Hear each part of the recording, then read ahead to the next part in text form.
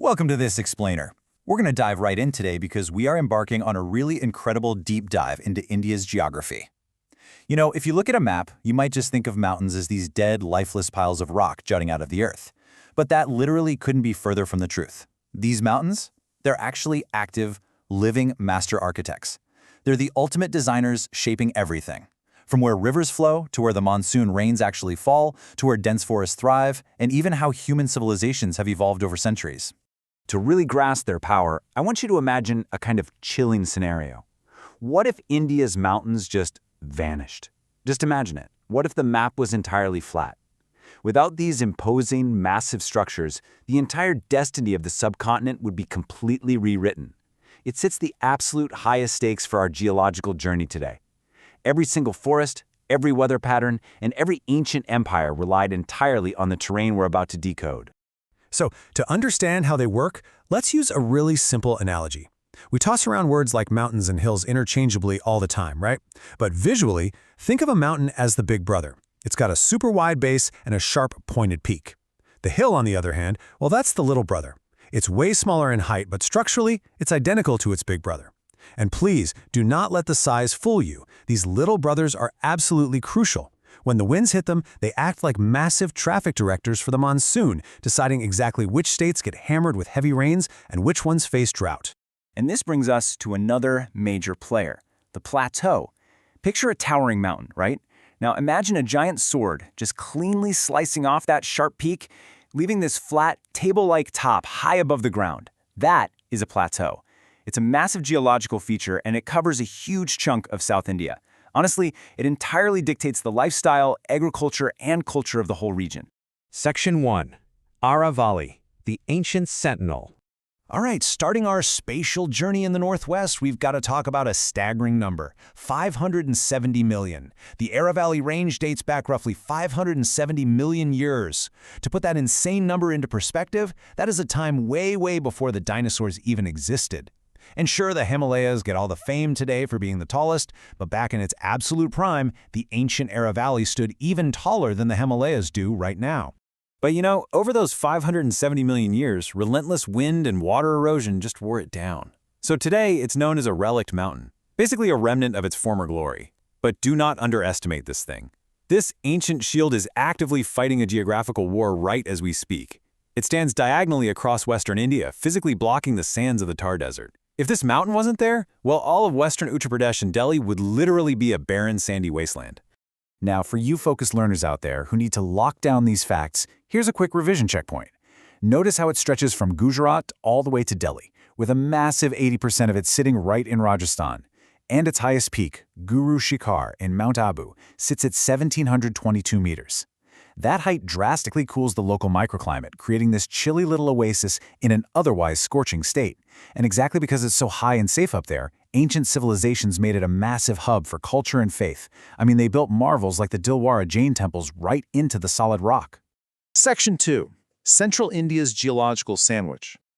Leaving the young, ever-growing Himalayas and the ancient Aravallis behind, we are heading down to central India. And right in the middle of this geographical puzzle is the Vindhya Range. Look, if you wanted to fold the map of India perfectly in half, the Vindhya Range is that natural crease. It acts as this huge natural dividing wall between North and South India. Peaking at the beautifully named Sadbhawana Shikhar, or Goodwill Peak, this barrier is the exact reason why northern and southern India developed such distinct languages, arts, and cultures over thousands of years. And it all builds into this incredible geographical phenomena. I absolutely love this memory trick. It's the VNST formula. It makes central India look like a perfectly layered geological sandwich. V is the Vindhya Range at the top bun. N is the mighty Narmada River, flowing right beneath it, like the first layer. S is the Satpura Mountain Range, acting as the filling. And T is the Tapi River at the bottom bun.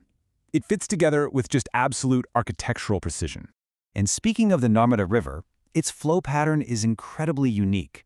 Usually, a river spends, millions of years carving its own valley through rock. But the Narmada, it didn't have to do that. It flows through what's called a rift valley. This happens when tectonic movements cause the Earth's crust to literally split apart and sink. It creates a massive, pre-dug trench. The Narmada opportunistically hijacked this deep trench, which is exactly why its slope is so unique and why it flows so incredibly fast. So looking at the filling of our sandwich, the Satpura Range is broken into 3 distinct sections from west to east. While the middle section holds the highest peak, Dhupgar, the eastern Maikal Range is ecologically critical. Take a look at the Amarkantak Peak. This is the absolute birthplace of the Narmada River. The river emerges from this peak and then magically flows parallel alongside it within that deep rift valley. It's just a stunning example of geographical harmony. Section 3. The Ghats and the Monsoon. Let's travel slightly west and south now. We're moving to the coasts to see how mountains act as a permanent canvas for human history and how they operate as the ultimate weather controllers of the subcontinent. Before we hit the main coastal walls, we really have to acknowledge a couple of western gems. Up in Gujarat, we have the Gir Hills. This dry, deciduous terrain is the absolute only natural home on the entire planet for Asiatic lions.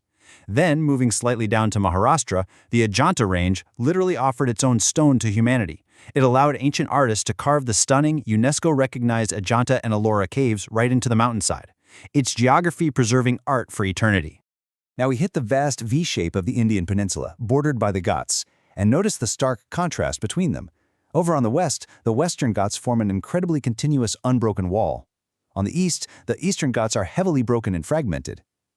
Because the Western Ghats are this unbroken wall, they physically trap the monsoon clouds rolling in from the Arabian Sea. That trapping is what causes the massive torrential rains that absolutely define India's western coast. But you might be wondering, why are the Eastern Ghats so broken? Well, it's not an accident. The crucial point here is that the massive Deccan Plateau in the middle of India actually has a slight tilt towards the east. Because of this tilt, giant ancient rivers like the Godavari and Krishna flow eastward with immense momentum. Over millions of years, the sheer power of this rushing water literally sliced through the Eastern Ghats to reach the Bay of Bengal, fragmenting the whole mountain range into pieces. Section 4. Southern Peaks and Islands. Tracing the map down to the very tip of the peninsula, the Western and Eastern Ghats spectacularly clash at the stunning Nilgiri Hills, famously known as the Blue Mountains, heavily covered in lush tea gardens. But be careful here, especially if you're taking an exam. While its most famous peak, Dadabetta, stands at a towering 2,637 meters, it's a massive trap to assume it's the tallest. Actually, scratch that. Dadabetta is only the second highest peak in South India. To find the true giant, we have to look a little further south to the Anamali mountain range, because here we find the peak of Anamudi, towering at a staggering 2,695 meters.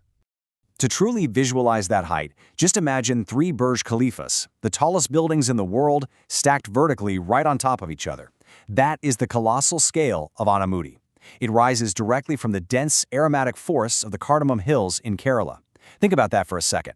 These specific hills provided the perfect, unique climate to grow world-class spices. Those spices, in turn, literally dictated global maritime trade for centuries, drawing massive numbers of merchants from across the globe straight to India's shores. And our geological journey definitely doesn't stop at the mainland. It extends way out into our rich marine borders. Even out in the ocean, geography reigns supreme. In the Bay of Bengal, the Andaman and Nicobar Islands feature the towering Saddle Peak at 737 meters. Over in the Arabian Sea, the Lakshadweep Islands boast the peak of Narcho. A lot of people don't realize this, but these islands are actually the submerged extensions of massive mountain folds. Section 5. The Northeast Fortress. Now, let's sweep all the way across the map to the northeast. This region is a breathtaking, impenetrable natural fortress shaped by incredibly diverse and deeply cultural mountain ranges. Let me give you a brilliant memory trick for this, particularly for the state of Meghalaya. If you move perfectly from west to east, the hills flow in a sequence: Garo, Khasi, and Jaintia. It's incredibly straightforward to remember. And as we move through Arunachal Pradesh, Nagaland, and Mizoram, we see ranges largely named after the indigenous tribes who live there. These mountains act as a literal cultural heartland and a protective fortress for these communities, dictating exactly how they connect with or isolate from the rest of the world. So, we've covered everything from a 570-million-year-old ancient shield to mountains that trap the monsoon and shape vast empires. I want to leave you with this final thought. Geography isn't just a pretty backdrop. It is the silent master architect that wrote India's entire destiny. If these mountains vanished tomorrow, the rivers, the rain, and the rich history of the subcontinent would vanish right along with them. So how differently do you think human history would have played out if the map had been flat from the very beginning? Thanks for joining me on this explainer, and keep exploring.